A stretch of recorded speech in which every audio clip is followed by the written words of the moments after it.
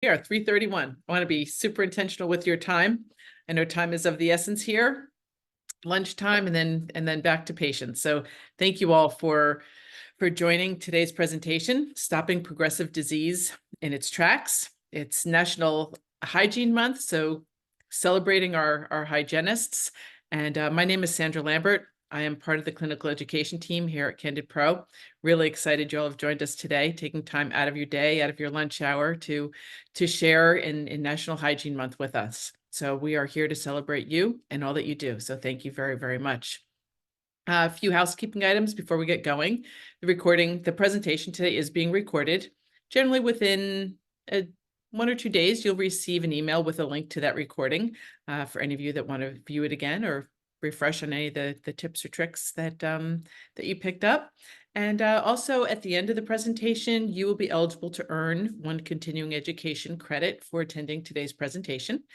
So that QR code will be presented for you at the very end.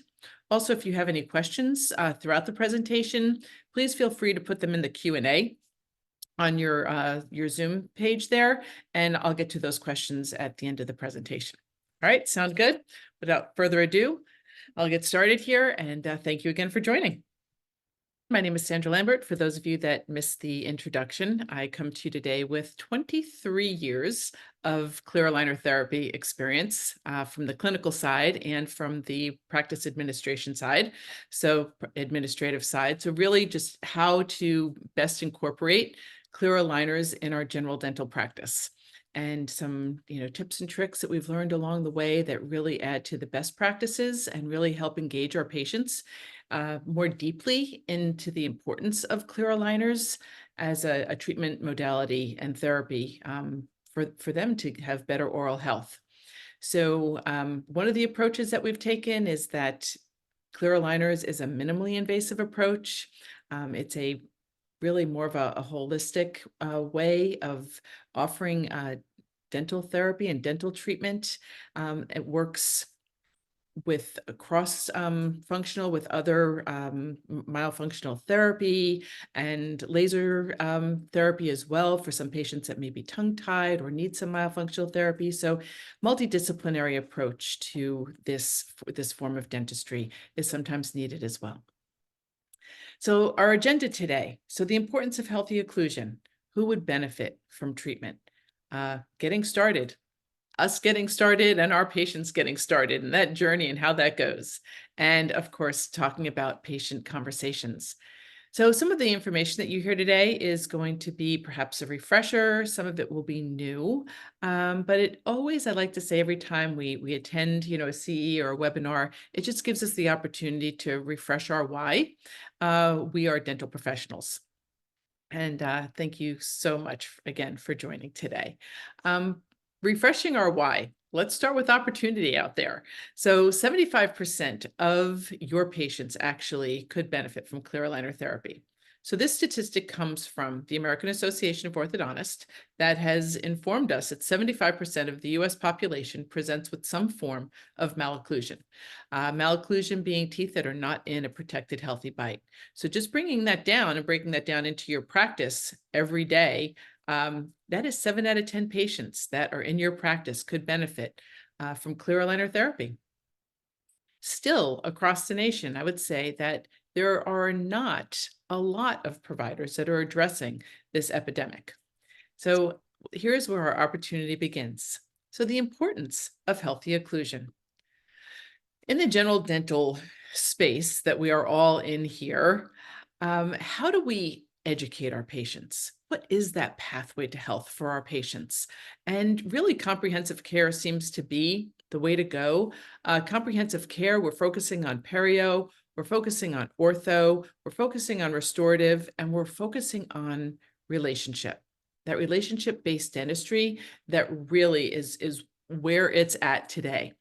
But in this here, when I talk about ortho, I'm not talking to my patients about straight teeth, right? I'm talking about the position that their teeth are in, whether or not they have a healthy protected bite, and a healthy protected bite that will actually support the periodontal foundation and will actually support the restorations that they have or restorations that they need to have so that they can keep their teeth for as long as a lifetime.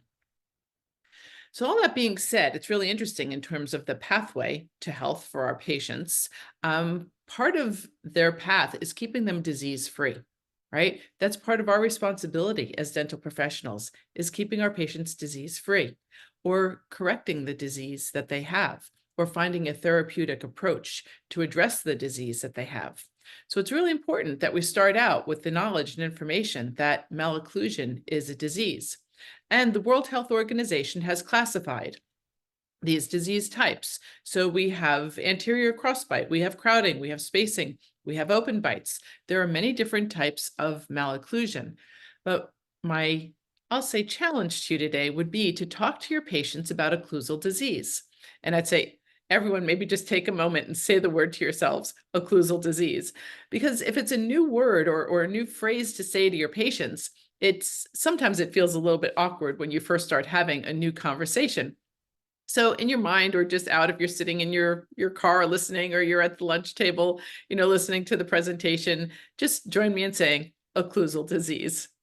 Yay, you all did it. Now you're you're ready to go. So I'll say on this page here, there are common types of malocclusion, common types of occlusal disease. We'll see if all of you are on your toes today.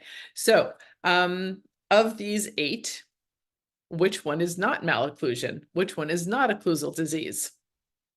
Right? So I'll give you all a clue. Healthy is not occlusal disease.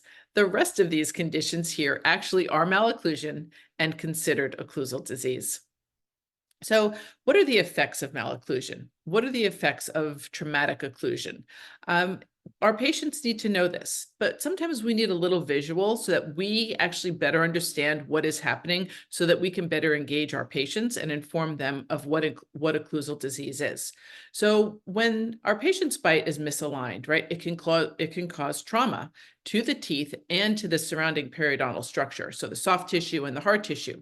And as we look at the diagram over here on the left, we see that these teeth are not in a protected healthy bite. So they are really functioning on the buccal cusp, and we can all guess, and really know, we don't have to guess, what's going to happen to that buccal cusp when it is in a traumatic bite the way that it is. It's not presenting on all functional cusps. So we start seeing the breakdown of the soft tissue, the gum tissue starts receding. We start seeing the breakdown of the hard tissue, the bone, the tooth structure, right? And eventually we have recession. Our patients have sensitivity, and knowing that malocclusion actually is a progressive disease. So if left untreated, if we just start seeing symptoms really in the poor hygiene aspect of our patients' mouths and asking ourselves, why do they have poor hygiene, right? Just be curious. What else could this mean? Because eventually what will happen as this disease progresses, if it's left untreated, it's going to lead to serious, painful, and costly consequences for our patients. So ultimately, dealing with shifting teeth, ultimately dealing with perhaps ortho relapse, teeth that are fracturing because they're not in a protected healthy bite, we're going to see abfractions, we're going to see recession, and ultimately we're going to see bone loss. And then the worst case scenario actually is tooth loss. So talking to our patients about the consequences, if left untreated, actually builds trust with our patients. So when we talk about comprehensive care, we talk about relationship-based dentistry, building trust really enforces that relationship. So if left untreated, malocclusion can lead to physical issues. Malocclusion can lead to functional issues. So when we're looking at form and function, we're looking at physical issues that could lead to tooth breakdown, that could lead to gum disease. And then it's like, well, what came first, the occlusal disease or the gum disease? And what we now know is that occlusal disease or traumatic bite is a contributor to gum disease. So with functional issues, our patients can certainly end up with difficulty eating, with difficulty speaking, with jaw problems, right? When you're doing your TMJ assessment and exam with your patients, if you see them compensating or feel them compensating when they're biting down, again, be curious. What else could this mean, right? Is there more wear on one side than the other? Is their bite now not level and balanced? Are they not receiving the proper occlusal forces simultaneously? So one of my patients one day said, so Sandra, what happens if I do nothing? So out of curiosity, I said, well, let me share with you what happens if you do nothing. So actually sat there in the chair, pulled up the computer and pulled up, right, the effects of improper forces. And voila, this is what came up. So I said, this is what happens if we do nothing. So as we discussed, that malocclusion, occlusal trauma, this is a progressive disease, and this is what it can progress to. So let's stop disease in its tracks. Let's address this concern that we have. All right, let's put our teeth in a protected, healthy bite. And how we do that here in our practice is a very non-invasive approach called clear aligner therapy. So we can avoid this from happening. So it's also important that we know what healthy looks like and what we're educating our patients to, right? So the World Dental Federation has defined oral health as, and this for dental professionals, especially hygienists, and celebrating National Hygiene Month, this is really profound, right? So oral health is defined as the ability to speak, smile, smell, taste, touch, chew, and convey a range of emotions that is a fundamental component to one's quality of life. So think about that. Think about the impact that we have in our patients' lives and what drives our conversation, right? Talk about what is our why? Why do we start? Why do we do this every day? Why are we in the dental health profession, right? So imagine if we can give this gift to our patients, it's a very profound place to be. So the standard of healthy occlusion. So what are we looking at in our practice, and what are we practicing to, and what are we bringing our patients to? What is our goal, right? So our goal is that our patients have the proper arch form and the proper arch width, that nice U-shaped arch, right? That supports the structure, the upper and the lower. And we want proper buccolingual inclination. We want our teeth to be upright and vertical to receive those proper vertical forces. We want the proper overjet and the proper overbite, right? We want canine guided and protected. You may have patients that say to you, you see the point on this side and how this side is flattened out when they look at their canines. So like, can you flatten out this side as well? And we're like, no, no, our canines are meant to guide our bite to prevent all the wear and the destruction from happening as we bite and chew, right? But it's a great indicator. It's an opportunity for you to educate your patients the importance of our teeth being canine guided and protected. And of course, we want posterior intercuspation without interference. We want all those peaks and valleys, right, to meet and interlock together the way they should to give your patients a protected, healthy bite. So healthy occlusion, what does it look like? So the bite is designed to fit together to support the function of each tooth. Here we have in this diagram the proper vertical forces right down through the long axis of the tooth, right? Teeth are designed to support a normal and even distribution of occlusal forces right down the long axis of the tooth. This keeps the gingival tissue.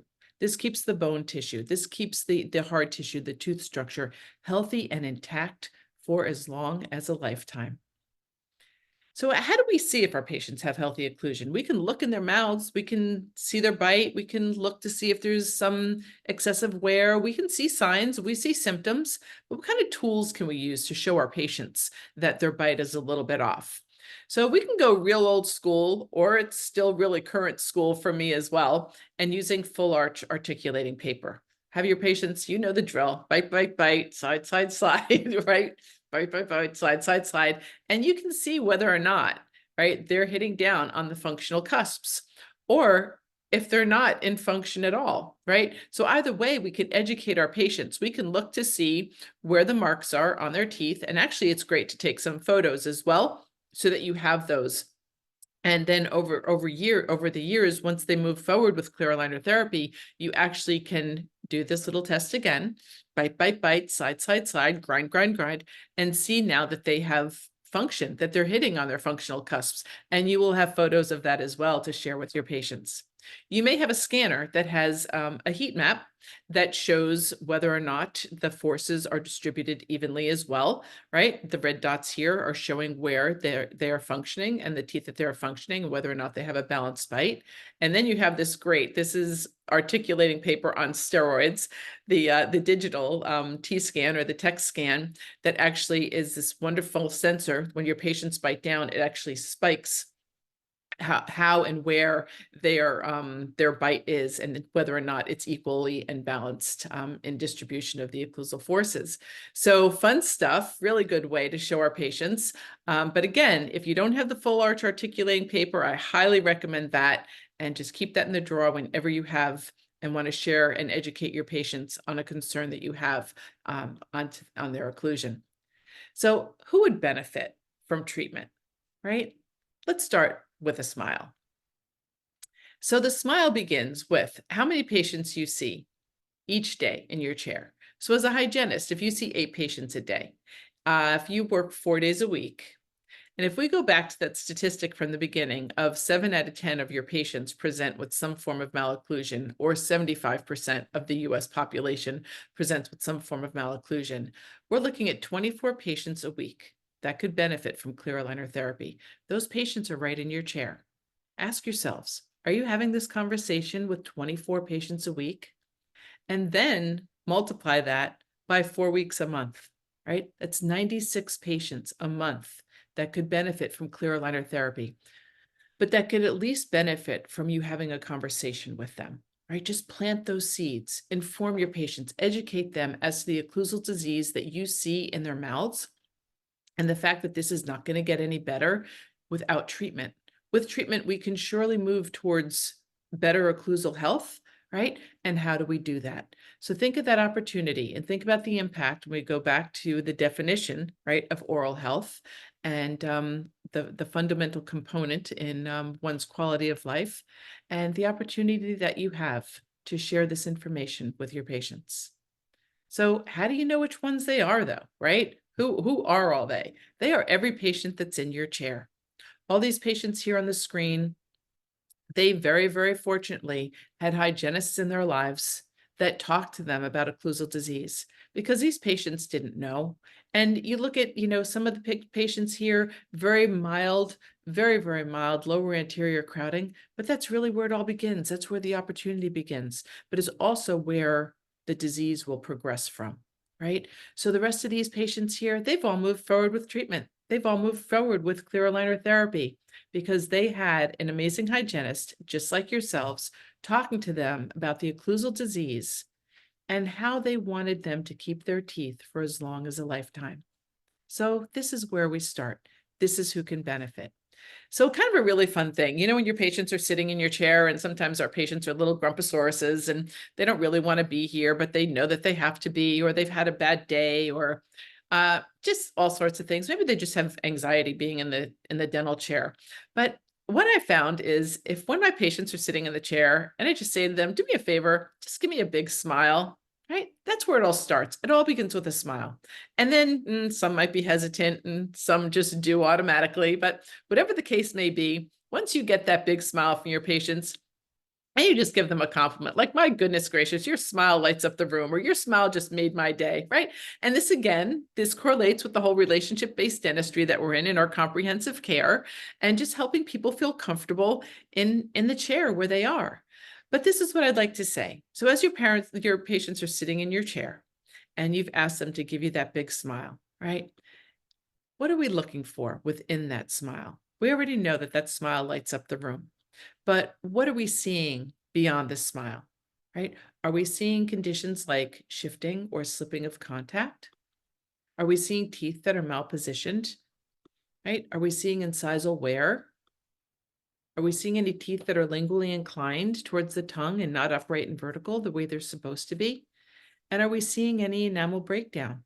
Any area where we have, abfractions starting perhaps, right? So there is a smile that we don't want to change for our patients. But what we do want to change is the fact that we see, right, occlusal disease. We see poor oral health here. So if we see any slipping or shifting of contact in our patients' in our patients' mouths when they're biting down? What do we notice, right? So sometimes we see patchwork dentistry, and we have to ask ourselves, okay, why does this patient have patchwork dentistry? How many doctors have they gone to because they lost confidence? Because the restorations that they have, these class fives that don't last, they keep popping out. Maybe they think their hygienist is cleaning their teeth too hard, right? Some of you have probably heard that story. I've answered many phone calls where I've had patients say, Maureen cleaned my teeth so hard, she popped out my fillings. Or do you think maybe the next time the doctor does a filling, they can use the expensive material? I mean, these are all things that patients just have no problem throwing at us and telling us, right? So how about we build confidence in our patients? We build trust, right? We want our patients to come back. And again, we go back to that whole relationship-based dentistry here and talk to our patients about why they have these class fives, right? Why they have up fractions and what really is happening here. And rather than continuing on fixing and putting a Band-Aid on the problem, right? Let's offer our patients a long-term solution. That long-term solution is giving them a healthy, protected bite, putting their teeth in a protected bite, taking them out of trauma, right? So in this picture right here, we could talk to our patients about the conditions that we see, where their teeth are tilted in towards the tongue, where they have occlusal trauma and a traumatic bite, and educate them towards the importance of having their teeth in a healthy, protected bite. We look at the bite here, right? We have an edge-to-edge bite. They have traumatic occlusion going on. And you know what? This patient right here, when you take out that Cavitron, even though it has warm water in it, because y'all are really nice hygienists, right? Even though it has warm water in it, you're still peeling them off the ceiling. It's still sensitive, right? So let's talk to our patient. There are craze lines here in their teeth, right? Little, what we call, stretch marks or flex marks, because the teeth are flexing from this traumatic bite that this patient's experiencing. So what kind of disease are we seeing within that smile that lights up the room? Ask your patients to open. What do we see? We see lower anterior crowding here. We see, oh my gosh, recession going on here. We have open margins where they had the crown. We see a lot of tartar and calculus buildup. We see recession happening here, right? What are we educating our patients to? We're educating our patients to the best oral health they can have. So this is a train wreck. This is where, I've heard, and a wonderful, dental mentor said the maxillary arch is the criminal and the mandibular arch is the victim. So look at the criminal here, this maxillary arch, and look at the mandibular arch here, right? So these teeth are so lingually inclined. This is such a traumatic bite happening here for our patients. And what can we do to educate them?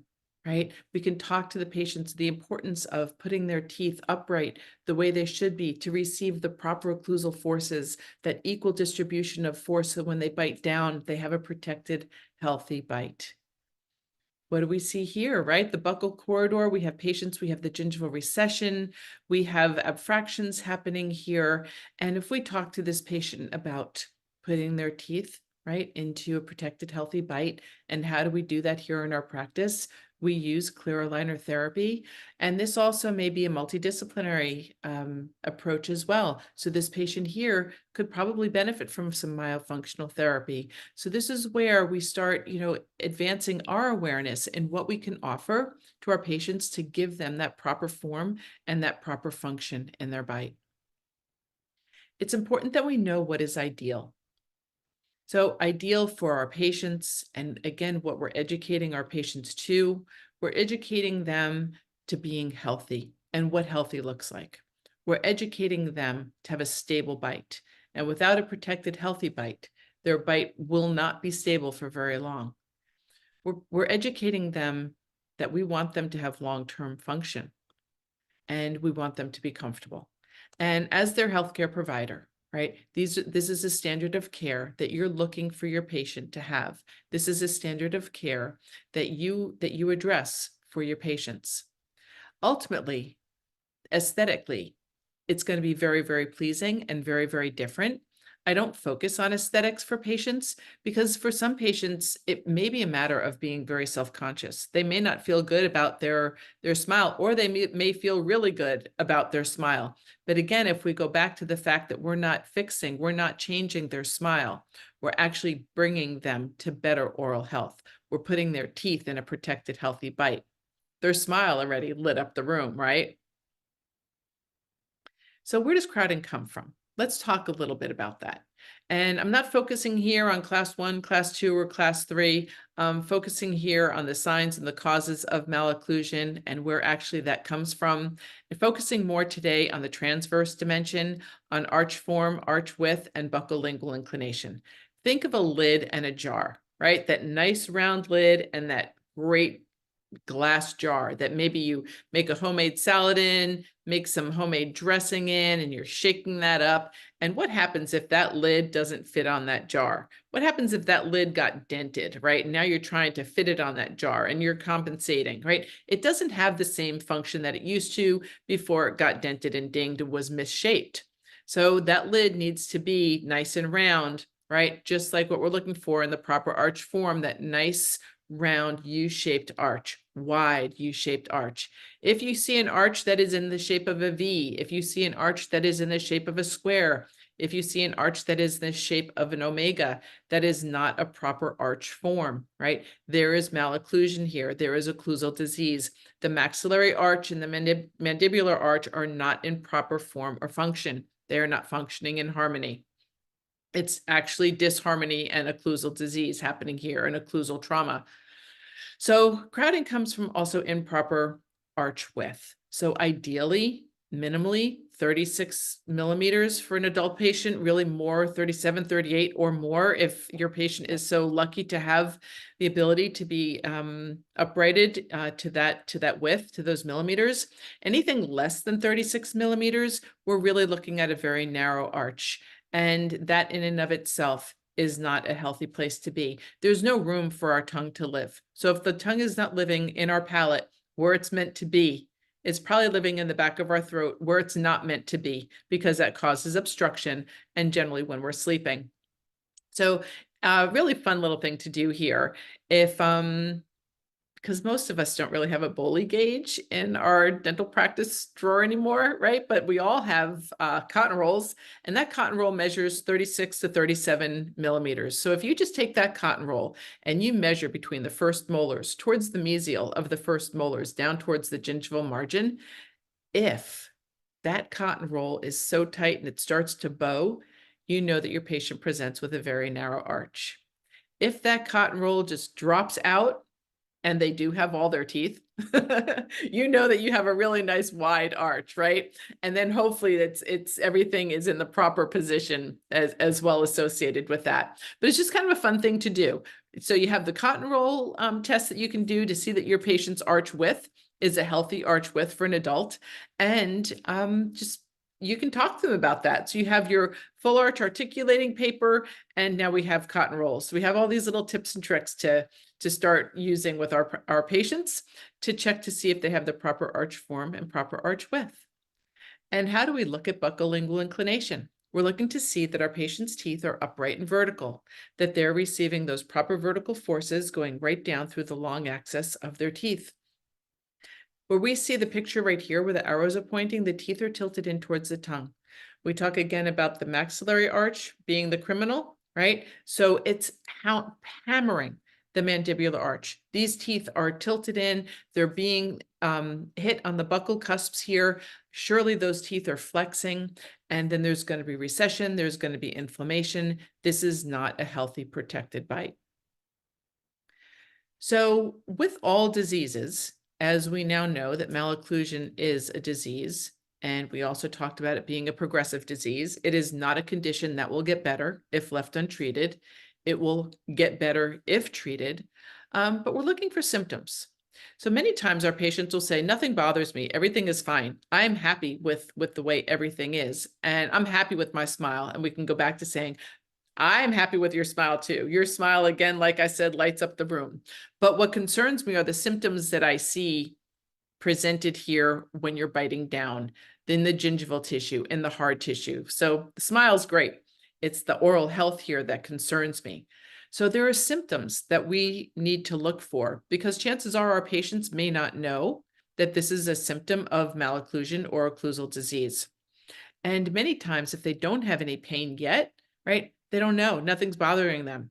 But typically when there is pain as we know with most conditions, when there is pain, that's when it's kind of late, right? So let's catch this early for our patients and start educating them early so that we can stop this disease in its tracks. So some symptoms of malocclusion. So improper tooth alignment is a symptom of malocclusion, a symptom of occlusal disease. Facial changes. Sometimes the symmetry is a little bit off. You might start seeing perhaps your patients, the eyes are not quite lined up. You might see that there's a little, shift or lag in or a dip in their smile line. And when you're looking straight on at your patients, and then you can look at other parts of their posture as well. Sometimes you might see that other parts are a little bit off as well. So from head to toe, we are designed to be in proper alignment. And when we start seeing any type of symmetry changes, it's usually a symptom of malocclusion or occlusal disease. So biting your cheek or your tongue, if you see any just like little callus marks, on the lip or on the cheeks, take a look to see why that's happening. My three go-tos are abfractions, chipping, and recession. So these are really the clues for you, the symptoms for you. You're the CSI in your patient's mouth looking for, occlusal disease, looking to see what this, the criminal, that maxillary arch is forming here. So you see abfractions and chipping and recession, and surely these are symptoms of malocclusion. You might hear speech changes in your patients. They may have some tooth loss or some spacing that's causing some speech changes to happen. And if you know that your patients are mouth breathers, right? Why are they mouth breathers? And take a look at what's happening in their mouths as a result. So how can malocclusion be treated? So we can talk to our patients about the symptoms that we see, right? But we need to talk to them about a therapeutic approach to correcting this disease. So some of the terms that I like to use with my patients, one is to provide you with a protected healthy bite to correct this occlusal disease. To realign your teeth, to put them in a protected, healthy bite, right? To correct and address this concern that I have for the occlusal trauma. So to correct the position of your teeth, right? And how do we do that? With clear aligner therapy. So I'm not offering the solution of a product, right? I'm offering the solution right here of a protected, healthy bite, realigning their teeth, and correcting the position of their teeth to correct this occlusal disease. How we do that is with clear aligner therapy. It's also important to let our patients know that the sooner we start this, right, it actually can significantly decrease the length of treatment and also the severity of treatment. So where do we start? Right? Where do we start? So how to offer a solution. So we talked a little bit about how the flow goes with our patients. We know what is not healthy. We know what is healthy. We've learned about the standard that we want to educate our patients to, right? Your standard of healthy occlusion and your standard of oral health in your practice. So educating our patients on the benefits of long-term form and function, on the benefits of a protected healthy bite, right? Can correct much more than just a smile. So we talked about it, just giving them a better sense of self-confidence, right? Really boosting that up. So we have a bite health evaluation form that I find to be a really just a profound way to introduce and kind of take some of the pressure off you as a provider. Many times we need props that they help us, right? So this bite health evaluation is a wonderful prop to use with your patient's chair side. So as you are the CSI, you're the crime scene investigators, right? You're looking to see what that maxillary arch is criminalizing here, and checking out, again, the occlusal disease, right? The malocclusion being a disease. So here we have opening up this sheet here, and this comes in a tear-off pad that we can provide for you. I like to tear off a sheet of paper. I like to put my patient's name right up on the top, put the date, which is today or whatever day that is, and have a clipboard ready for my patient and a pen in hand. So I'm going to hand this sheet to my patient on the clipboard with a pen, and I'm going to say, for example, this is Mary. So Mary, I just would like to share, some information with you, and just, following the hygiene exam today or the new patient exam today, whatever your patient was in for and you notice that they have some concerns, or that you have some concerns about conditions that you're seeing in their mouth, right? So I would say, Mary, just kind of a follow-up and a recap of what I'm seeing happening here. So there are some bite types here on this sheet of paper, and I want to share with you that these conditions here and these bite types are actually considered occlusal disease. So occlusal disease, or sometimes referred to this as malocclusion, is actually a progressive disease. And I'd like to focus specifically on one type that I see happening in your mouth. And Mary, that type of occlusal disease is actually called crowding. And there are increased risk of certain conditions with crowding. And you're at increased risk for periodontal disease, an increased risk of decay, and of your teeth chipping and fracturing. So some additional concerns that go along with that, Mary, are concerns associated with the teeth, concerns associated with the gums, and then the impact that this all has. So what I'm seeing today with this crowding is there are some areas where your teeth are wearing, starting to age prematurely. And once you say age prematurely, to most people, you have their attention because nobody wants to age prematurely, right? But when you associate the wear of their teeth with aging prematurely, and you talk about occlusal disease, you have their attention. And that's what we want, right? We want attention getters. We want to correct this disease. We want to stop it in its path. So we start seeing some wearing, some premature aging of the teeth, and I'm seeing some functional issues with this traumatic bite. My concern with the gums is I'm seeing areas where there's bleeding and also where there's inflammation. Bleeding is not good, Mary. We're meant to be a closed system. We're not meant to be an open system. Once we have introduced some bleeding areas in our mouths, that bacteria that's in our mouths is now traveling throughout the rest of our body, kind of contributing to the inflammation that's happening. And inflammation anywhere in our body is not good. So pulling all this together, there actually is an impact that this has. And I would have to say that with this condition here, there is declining oral health. And we're not healthy without a healthy bite, Mary. So what I'd like to do is actually introduce this conversation to the doctor when they come in and talk about a solution, right, of giving you a healthy protected bite. And how we do that here in our practice is with clear aligner therapy. I don't generally say a referral to an orthodontist because your patients will, just by the nature of how they read from left to right, they'll glance over and they'll see referral to an orthodontist.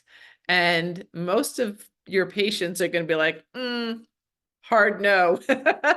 So they're going to go back to being interested in the idea that you've brought up clear aligner therapy to address the concerns that you have that you've addressed here on your bite health evaluation form. And then share with your patients that their overall health is really important to you.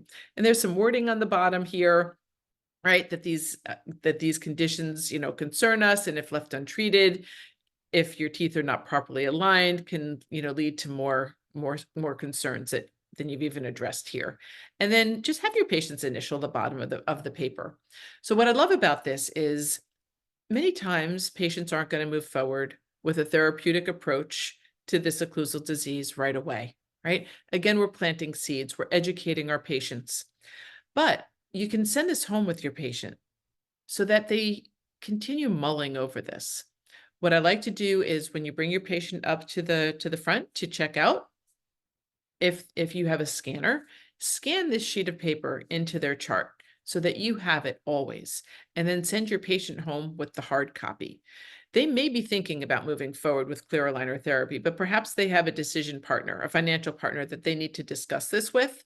And remembering all this, it's not in most lay people's acumen to think about occlusal disease and functional issues and traumatic bites and oral health declining, and they're going to want to show them. So this will be really the evidence that they have to present to their decision partner, and it will help them really tell their story over again to perhaps move forward with clear aligner therapy.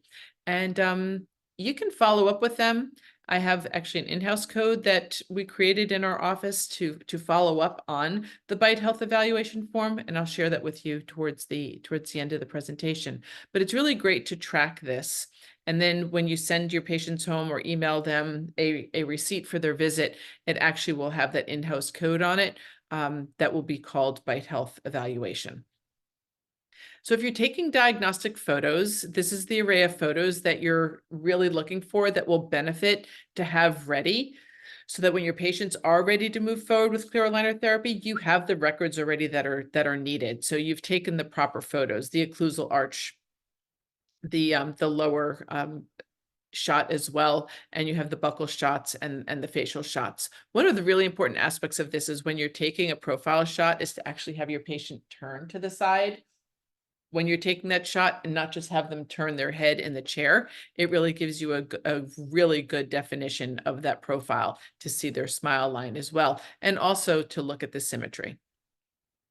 Hopefully you have the opportunity to take digital scans. These both the photos and the scans, the digital scans are wonderful tools, amazing digital tools.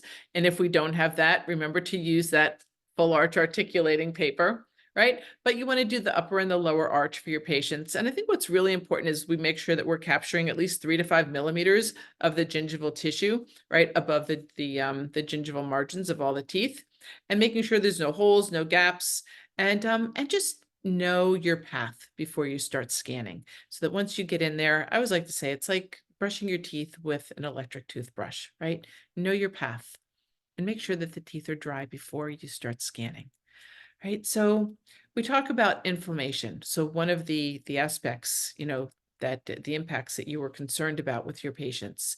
And we talk a little bit about inflammation. Here we are in, National, Hygiene Month, and many times we talk about gum disease and periodontal disease, and we talk about the impact that inflammation has and the bad bacteria and just this chronic inflammation. It's a contributor to so many other diseases that are happening in our bodies. And it's important to inform our patients that, their head and their neck are connected to the rest of their body. And what's happening in their mouths really is happening throughout the rest of their bodies as well, because not all of our patients know that. So, yeah, just, part of our why we wake up every morning and to have these conversations with our patients. And hopefully this is just helping you, drive that into a different form, for your patients. So it's the little things that do add up. And here we have just lower anterior crowding, minor lower anterior crowding, 3 millimeters or less. And we can share with your patients that this is where this all begins, really. So 3 millimeters or less is an individual host factor for bacteria. And your patients have areas where they cannot keep clean anymore. And why can't they keep clean? So it's not comfortable when they come and you're having to scale, and it's not comfortable when you're having to use the cavitron in these areas, and you have tartar and calculus, perhaps it's subgingival now, and you're really getting down in there, and your patient's not comfortable, right? And we're kind of all, I don't know, approval addicted. We want our patients to love us, and we want to be the one that inspires them, right, to change and to make change and to move forward, making an educated decision, right, to their best occlusal and oral health that they can have. So right here, the little things add up. When you take those photos for your patients, that's where, this is then evidence-based, right? They can't deny it. So there are benefits of clear aligner therapy. And 3 of the top benefits that I see are easier hygiene appointments. And that's a benefit for you all as well, right? And reduce plaque and inflammation, which is a benefit for your patients because we want to stop that inflammatory process and to provide your patients with a protected, healthy bite. So after all, we're here to bring our patients to the best oral health that we can. So how do we have these conversations with our patients? So there's not any particular magic way to do this. It's really more that we express our concern. It's really how we have the conversations. There's some tips and tricks that I can share with you that have worked really well over the years. And one of the conversation tools that I've adapted, and I'd say hundreds of other practices and hygienists have started using this as well, but using ing words when we're expressing a concern that we see or condition that we see in our patients' mouths. So for example, Courtney here, say I had the bite health evaluation form and I went through all that with her and I shared with her the occlusal disease that I see in her mouth and that her condition actually is crowding. And I would share with her, Courtney, I'm concerned about the overlapping and crowding of your teeth. So I didn't say to Courtney, I'm concerned that your teeth have overlapped and that your teeth are crowded. Because in her mind, then that's what's happened. They've been like that, always been like that. Nothing's changed, not concerned. But when we use ing words, that means that these conditions are actually happening, actively happening as we speak. So Courtney, I'm concerned about the overlapping and crowding of your teeth. If you don't mind, I'd like to share just some concerns that I have with you. So if this condition is left untreated, it can lead to problems chewing and speaking, teeth chipping, and cracking. And I know how important your dentition is to you. I know how important your smile is to you. And I'd like to avoid this happening even further or happening at all. So at this time, Courtney, what I highly recommend is that we have an orthodontic assessment. We have an occlusal assessment here. Let's take some accurate records, some photos, a really cool digital scan or a wellness scan, as we call it, right? And just work up a plan to resolve this. Does that work for you, Courtney? And, Courtney is going to probably say, yeah, I'm really interested in learning some more about that. And that's, the easy path. And then sometimes we have a more challenging path, like Dave, right? So Dave took a little while to really educate about what's happening in his mouth. And he was a pre-restorative case. He had a very deep bite and he had very narrow arches. And guess what?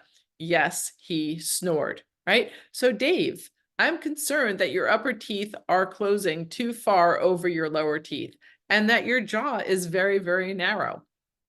Dave, I'd like to share some concerns that I have if that's okay with you. And he's like, yeah, sure, share away, right? So Dave, if left untreated, right, this condition can lead to jaw problems. It can lead to chewing and speech problems, as well as trouble breathing, Dave. Finally got his attention, right? So at this time, I highly recommend just having an orthodontic assessment. Let's take some records here. Let's take some photos. Let's take a digital scan. Let's work up a plan of action here, Dave, to get you healthy, right? Because we're not healthy in the state that you're in right now. So let's take some records here and move forward with a solution to correct this condition. Does that work for you, Dave? Finally, yes, Dave. So went forward with clear aligner therapy and is happy and healthy and a better breather as we speak. So there are many excuses that our patients come up with. And so I'm just here to talk to you about some of the hurdles that we need to overcome with our patients. Most of us have heard them all, and sometimes we just need like a refreshed approach on how to address our patients' concerns. I will share with you, to start out, any concern that our patients have or any objection that they have. I'd like to share with my patients that I understand how they feel, right? I understand. Other patients have felt the same way. And what we found works best here is this. So back in the day, a few years ago, when really focusing on how to have more healthy conversations with my patients, there was this little magic formula called feel, felt, found. I understand how you feel. Other patients have felt the same way. What we found works best is this. So we might have patients that say, why haven't we talked about this before? So the answer would be in the feel, felt, found way, but letting your patients know that you follow the science and that you really are focusing more every day on education and the benefits of a protected, healthy bite. And you also now know that using clear aligner therapy can actually be one of the best solutions to give you back a healthy, protected bite. So this can be a reason why you haven't discussed it before. You've been waiting for advances in technology to come forward to treat your patients. So I don't think my insurance will cover this. So I understand exactly how you feel about that. Other patients have actually had this same concern. So what I found is that if you do have adult orthodontic coverage, I will do everything in my power to maximize your benefits. And if you don't have adult orthodontic coverage, that's okay too. We actually will provide healthy financial options. So I'm sure it's too expensive. We've heard that many times as well. So I understand how you feel, and other patients have felt the same way. One of the things I'd like to assure you about is that we will do everything in our power to help this work for you comfortably in your monthly budget and provide you with healthy financial options. So don't you think I'm a bit too old for this? So my go-to for my patients is I will share with you, I don't feel that we're ever too old to be healthy. And you're my patient. My responsibility to you is to see to it that you have the best in oral health and overall health and wellness. So too old, never too old to be healthy. As a matter of fact, I want you to have a healthy protected bite so you can eat and chew functionally, comfortably, and you can maximize your nutrition through the food that you're eating. Never too old to be healthy. So I really don't want braces. I understand other patients have said the same thing, but the really cool thing is these aren't braces. It's not wires and brackets. It's clear aligner therapy, right? You can barely see it. You can take it out to eat, floss, chew, whatever you need to do, right? It's a more comfortable, more aesthetic approach to providing you with a protected, healthy bite. It's a really cool solution. So on this pathway to health, right? Stopping disease in its tracks, right? As hygienists, I know you're all here to provide your patients with a risk assessment, right? So these chairside guidance, right, that we talked about today, the conversations of guiding your patients through the conversation of occlusal disease, knowing that malocclusion is a progressive disease. What is your standard of health? What does healthy look like? What does disease look like? Where does crowding come from, right? So chairside guidance designed to help facilitate an occlusal assessment, your bite health evaluation. So helping you identify risk factors that can affect stability. Periodontal health that's at risk due to occlusal trauma or improper form and function. So this is our growth commitment. And I always feel that it's important as dental professionals, right? Or any professional that, that we are, but in this case, we're all here as dental professionals. So what is our goal, right? To our professional self? And what is our goal to our patients? And what is our goal to our practice? So when I talk to you about a tracking code that I use with the Bite Health Evaluation form, it's the unspecified ortho by report code, the D8999, and then you can put an in-house code like a 0.05, for example, if that's not used already, and title this Bite Health Evaluation. And with this Bite Health Evaluation, right, you can, again, your patient will see this on the printout. If you email them or text them or send it home in a paper copy, they're going to see associated with that Bite Health Evaluation sheet that you're bringing them home with, that you're sending them home with, that this is part of their exam that they had today. It's part of the conversation that they had with you today. And it's a reminder as well. But it's also a reminder for you. So you will see that you've had this conversation with your patients. You will see that you can continue to have this educational process with your patients and use the Bite Health Evaluation form with your patients again when they come into your office, right? When you see them in 3 months or 4 months or 6 months, every time they're in, please do the Bite Health Evaluation form again. It's not just a one-time deal, right? And then you can run this report by provider, by code, monthly, right? So if you share with your patient, I'd really like to follow up with you. Would that be okay? And they're saying yes. And what's a good time? In a month, because I need time to go home and talk to my husband about it. Okay, so you can run this report monthly. You can put your notes in there to call this patient back in a month. And you can also put the condition that you noticed in their mouth that was a concern for you so that you can reiterate with them. And of course, then your patient knows that, again, you talk about relationship-based dentistry, right? That you remember them. And that's really a special way that they feel that they're that important, that one, you followed up with them and you remembered what their condition is. So also, if you were to ever have a Love Your Smile Day, this would be, you can call these patients that haven't moved forward, or even patients that have moved forward, perhaps invite them to something that you're doing in your practice, something, promotional, informational, educational, where you want to engage your patients in what is happening inside of your practice and how you move forward with the best-in-class oral health for your patients. So the tracking code D8999, Bite Health Evaluation. And again, make it an in-house code. That would be something like a 0.05 or a 0.07. So without further ado, the moment that you all have been waiting for, the moment where there's a QR code for you to scan to earn your 1 CE of hopefully great tips and tricks. And it's also Halloween, so it could be tricks and treats. If we were all here together in person, I'd have a bowl of candy for you. But hopefully there are some great pearls and tips and tricks for you to take home today.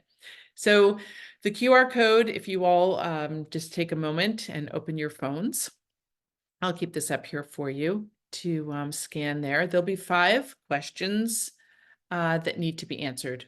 I hope you feel that they're simple enough questions.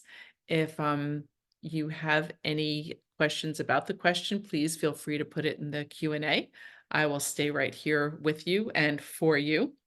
And generally, you should receive your CE, your certificate of attendance, within 24 to 48 hours. You'll receive an email with that certificate of attendance. So I will open the floor to any questions. It's great that if you don't, that means that we covered everything on the presentation today. And I hope that you've all heard some tips and tricks and tools to bring home and better drive those conversations, to more confidently have these conversations with your patients, to help them and guide them to move forward in a therapeutic approach to giving them a healthy, protected bite. Because we're not healthy without healthy occlusion. And just remembering that malocclusion is a progressive disease, and it is a disease classification. So be confident in the role that you play in your patients' lives to talk to them and introduce them to occlusal disease and how to correct it. So I'll keep the QR code up here for a little bit longer. Make sure that everyone has the opportunity to scan that, grab your phones, and I wish you all a great day. Tomorrow's Friday. Some of you may be off. Set a goal for yourself. Remember in the beginning, we talked about 7 out of 10 of those patients. What are you going to do this afternoon with your patients? Who will be the patient that you talk to about this first, right? If you're seeing patients tomorrow, who will be the first patient that you talk to about this tomorrow? And how life-changing this will be when you start a new week come Monday. So set that professional goal, right? Set that goal for your professional self. Set a goal for your patient.